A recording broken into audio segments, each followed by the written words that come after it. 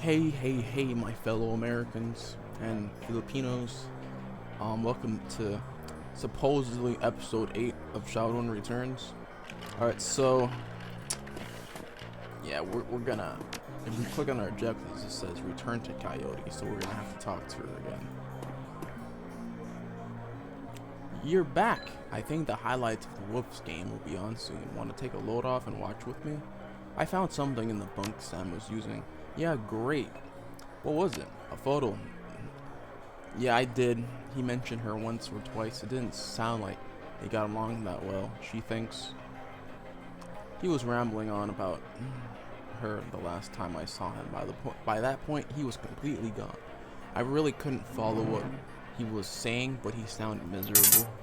Your comm chips and the screen shows the smiling face of Officer Aguli. If he's smiling, it must be about money. Are all cops on the take as happy as you? Yeah, we have our own clubhouse and everything. As per our discussion, I'm informing you of another Ripper murder. The victim worked at the NTSB investigation facility down the docks. You owe me this for this one. Put on my tab. You there now? Better get here quick before McLusky arrives. The image on your PDA dissolves as the call ends. Another Ripper murder? Where? The docks. I've got to go. Okay, listen. I want to help. You dragged me out of the Royale before. Something bad happened, worse than getting my arm torn off. And Sam was my friend. You head to the docks, and I'll see if I can track down Sam's sister, Jessica. She might be able to help us. See you when I get back.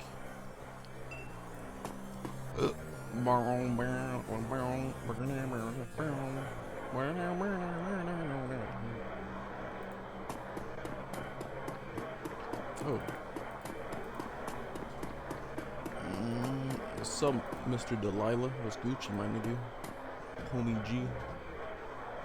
Mr. Delilah looked small and tough with an untraceable shoddy on his back and a heavy vest under his trench coat. He's got the air of someone who gets things done and occasionally does them himself. He might be an ex-runner, one of the rare ones smart enough to move over to management. When he felt his reflexes slowing down. What do you want? Mr. Delilah, we have business to discuss. What business? I got no business with you. We're with Coyote. She's indisposed in the moment. In the mention of Coyote, he finally gives you his full attention. Why didn't you say so? Coyote is late and my client is getting anxious. Where is she? She's downstairs trying on a new arm. Your run went south. No kidding, Well, whatever. She's tough. She'll pull together. She'll pull through. So who are you two? The guys that got your goods. What difference does it make? I don't make no difference. It makes no difference to me. Where's the stones? Hold back the best stone and give him the rest. In an instant, there's a jeweler's scope on his eye, moving quickly through what appears to be the most valuable stones. He stops when he finds what appears to be an ordinary pebble inscribed with Hebrew characters. That's the one. He pockets it. Okay, you did the job, but you're late. And Coyote knows that in this case, late equals no payment. But I'm feeling magnanimous tonight, so you guys can keep the gem you already pocketed. Can. You're good. It happens. Mr. Delilah looks up and down, takes you all in. Listen, you look like the sort of man who might run a crew of your own one day. Might need a little talent. When that happens, you come to me, I'll set you up. I no offense for those gems, Van Gras. Follow me.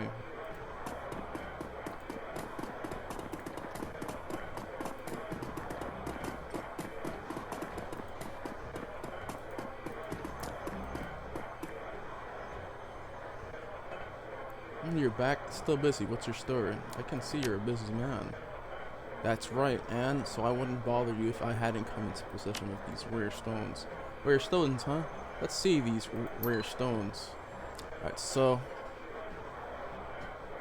I got some options here. Since I'm using cheat sheets to boost my karma, I'm able to choose Strength 6, Charisma 5, and Academic. Where did you get this, Drake? A gumball machine? I'll give you 1,000 for them. Did the software in your HUD appraise the value of the stones? Could be. We both know that the International Gemological Institute will set the price for far higher than your offer. I'll take time for you to get top Newland for it. Let's call it 2,000. You got a deal. Done. Give me your cred stick. Hey, I got 2,000 in the bank, bro. 2,000 in the bank.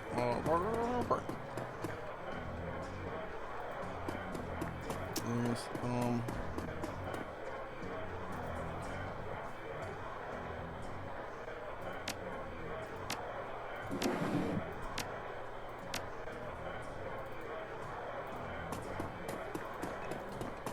now let's get the hell out of here.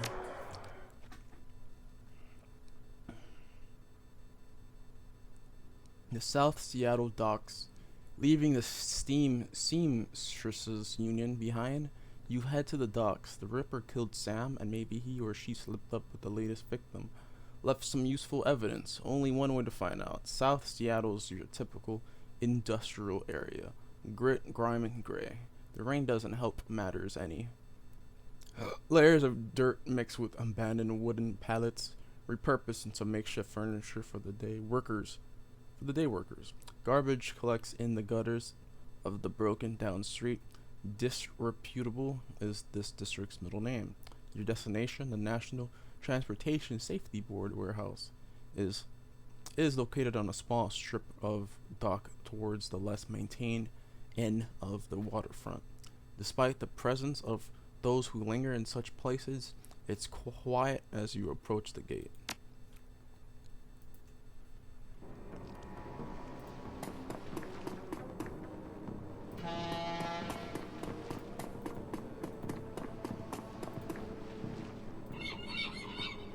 Hey, looking for a good time? I know anything about the NTSB? Yeah, the bums around here have been stealing old crap from the place for years. It's not worth my time though.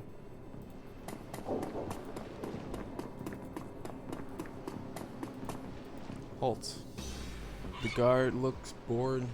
He toys with his gun absentmindedly, like he might shoot something on a whim just to watch it die. Hey, you're about to trespass on corporate property. You looking to get dusted, street scum? Officer Ugly called me and needs me to rule out if the killer bypassed security or if they weren't let in. Oh, of course, I'll open the gate. Arglaw is just inside the warehouse. Definitely no holes in our security here. Here, tip-top shape.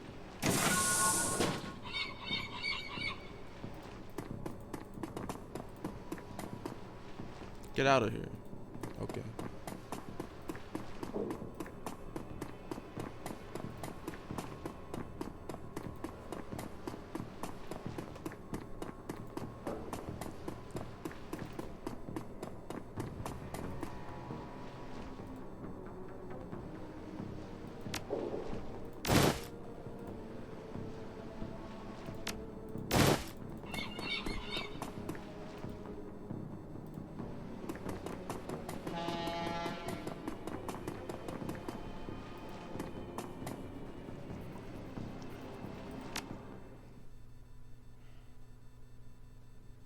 Inside the large gray warehouse is as typical as the outside.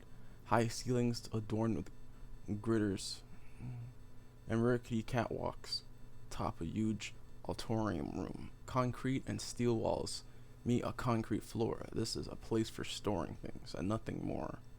Despite the quiet on the outside, the inside is a hornet's nest of Lone Star officers going about their business. In the center of the activity is the Emerald City Ripper's latest victim. With uniforms everywhere, no one stops you at the door. It seems this case hasn't leaked to the press yet. Lone Star or no, you've got a job to do.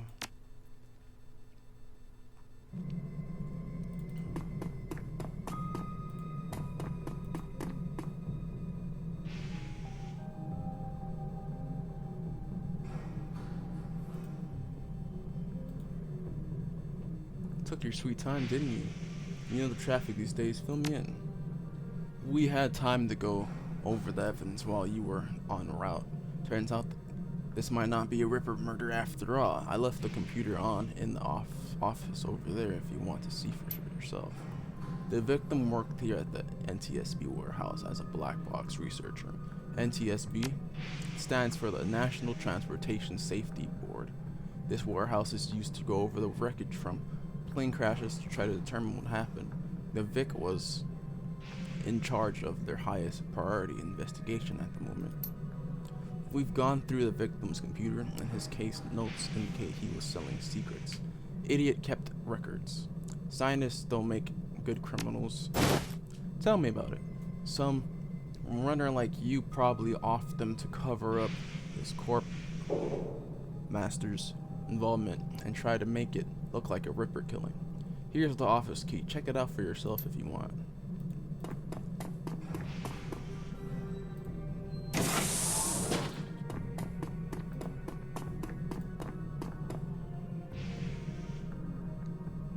The researcher's work cyber terminal has been left on, presumably by the Lone Star investigators. Read the notes for case file 95.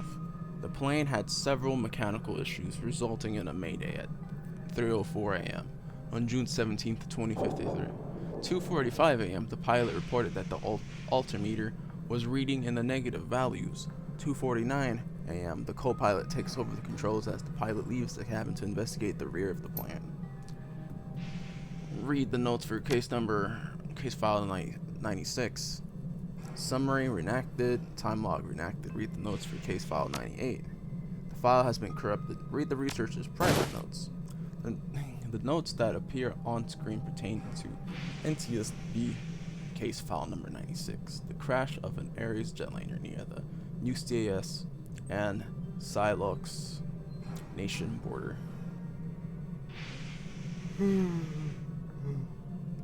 The crash is reportedly the result of an equipment failure. Reading further into the investigators' notes, however, you find substantial evidence linking the crash to an experimental Renraku research initiative. This information could be worth a great deal to the right buyer. You download the researcher's notes to your PDA.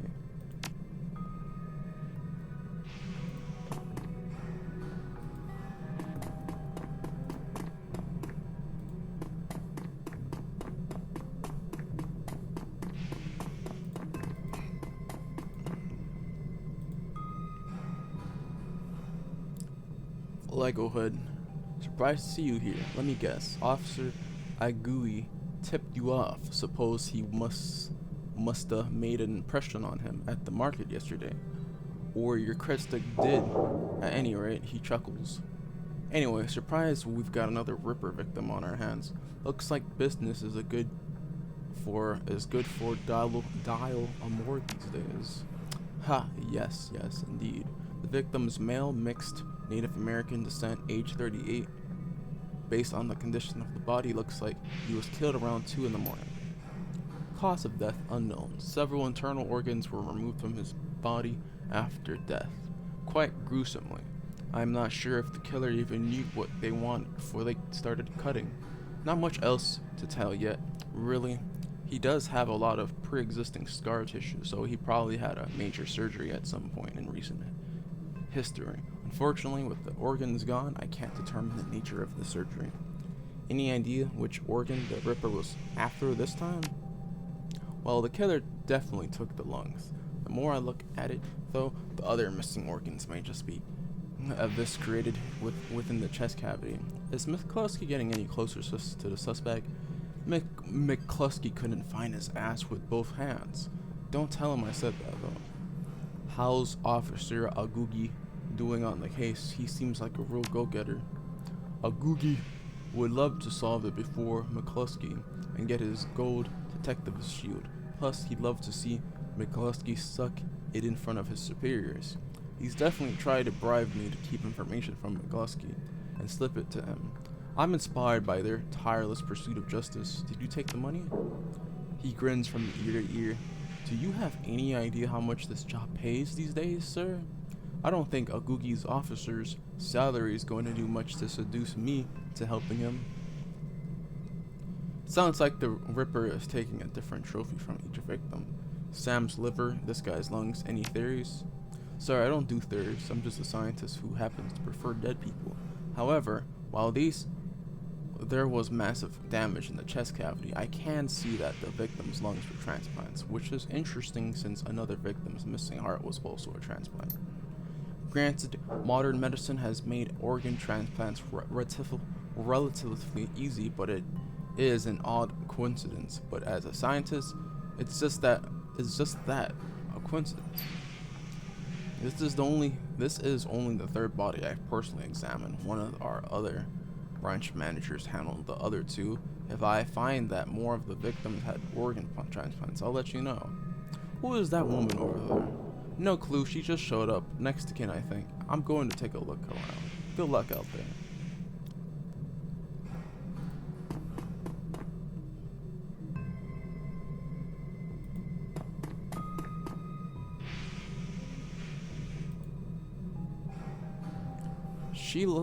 You're not a cop. She looks up, watching you warily. I'm independent. What's your relationship to the dead man?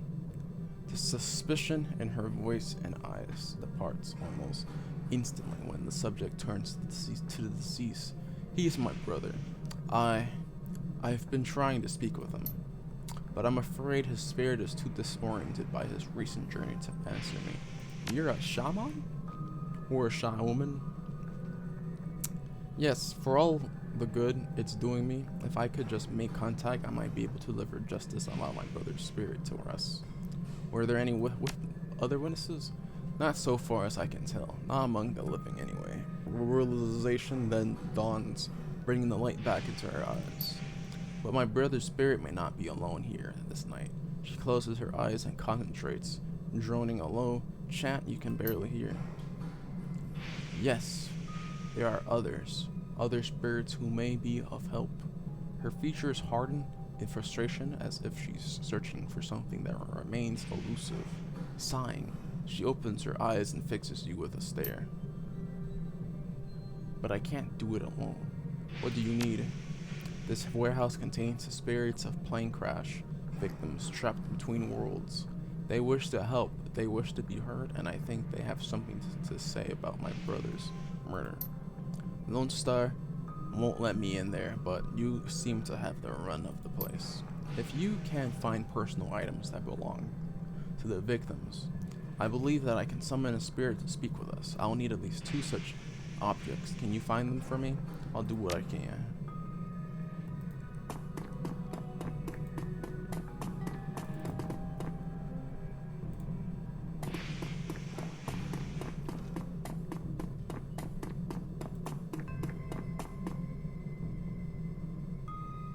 Inspect the toothbrush. The blue toothbrush is still wet from being used. It smells of mint and cigarettes. Inspect the comb. As you reach for the comb, the hair on the back of your hand stands on end, and when you take it off, its little shelf, your heart thumps in your chest hard. This must be one of the items the shaman was looking for. You pocket the comb.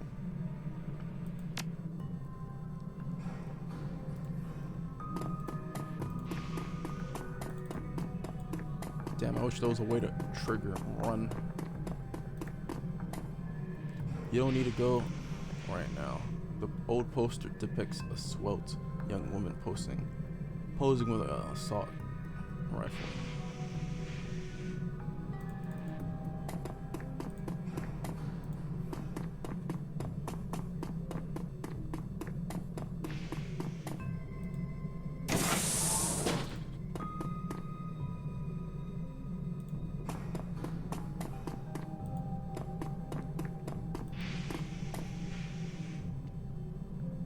Dig through the shoe pile, inspect the sneaker. The sneaker is a child's and has musty, sweaty smell. Oddly, you get a sort of shock as if from static electricity when you touch it. This must be one of the items the shaman was looking for. You take the shoe, leave the shoe pile.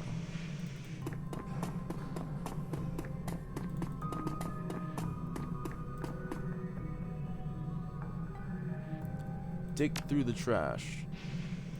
Get this cred stick, inspect the earrings. The earring is made out of burnished steel, formed into the shape of a small salmon. An intense primal fear washes over you as you touch its surface. This must be one of the items the shaman was looking for. You take the earring, walk away.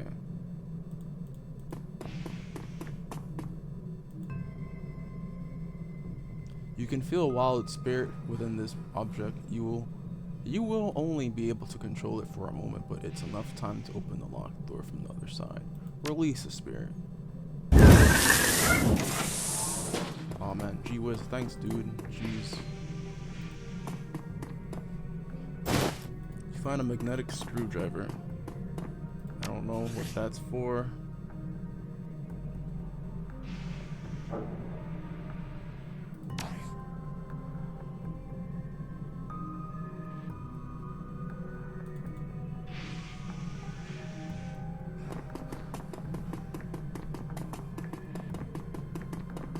I wonder if the magnetic screwdriver's for this.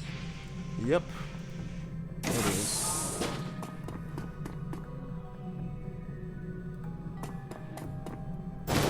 Looks like an old diary. This appears to be the diary of a teenage girl. I don't know what this is for exactly.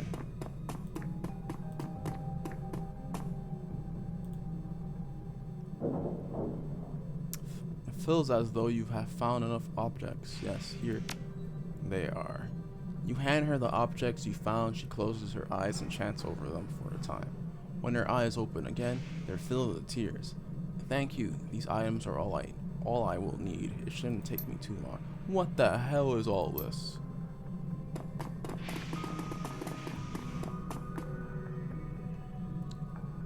Officer Ghoulie trails after the detective, only meeting your eyes for a moment. She's the victim's sister, sir.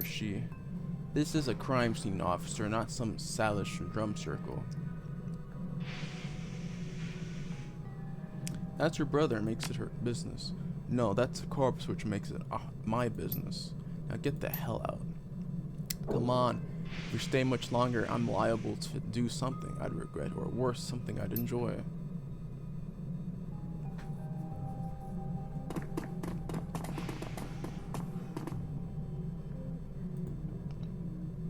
That man is an ass. She stares daggers at McCluskey from across the warehouse. But there's no helping it now. I should just be grateful that you were able to collect these items before those clods carted everything off. Can we still summon the spirit? Not from here. I'm afraid spirits such as these have domains to which they are anchored. We need to get back in there. We'll come back later once the coast is clear. I can't stand the waiting, but I don't see any other choice. You sure you're up for this? It may be a rabbit hole, but I have to get to the bottom of it. Whatever your reasons, I thank you. Now, since we have the time, we should probably enlist some help. They may post security overnight, and I'm going to go out on a limb and say you know where to find the kinds of people we need. Just smile. Good. I'll put the money if you find the bodies. She produces a fistful of crumbled union from inside a leather pouch, starts to count it out, then shoves the whole wad at you. Meet me back here at midnight. The spirits will be strong then. Alright.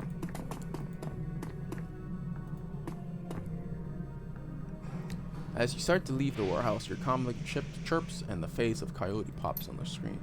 Oh wait, Leghood, you in the middle of something? Just getting jerked around by Lone Star, same old same thing. I hear you. Her jaw sets. I don't know if I ever told you this, but I was born in the Royale BTL. Pushers like Stevie J ran the squads, ran my world when I was growing up. Sounds nasty. It was for all kinds of reasons. I have a cousin, Gino, who's been missing for months. He hit the spar about a year ago and immediately fell in with some tweakers, bad guys. They hooked him on high amp dream trips and started using him for all sorts of trick. I tried to help him, but he pushed me away, then he disappeared. I've been shooting up BTL labs ever since, trying to find him. You're on a crusade. Maybe that's what Mrs. Kubota calls it. Her face lights up. She's running hot, has a serious edge. I know exactly where he is this time. Got an old friend who eyeballed him herself. I'm on my way. Paco's with me, but we could use another hand. You in? I need you right now. I'm on my way. I knew you'd come. I'll send you the address. See you soon. Alright, that's the end of this episode. Next we do Coyote's Crusade. Thanks for watching, everybody.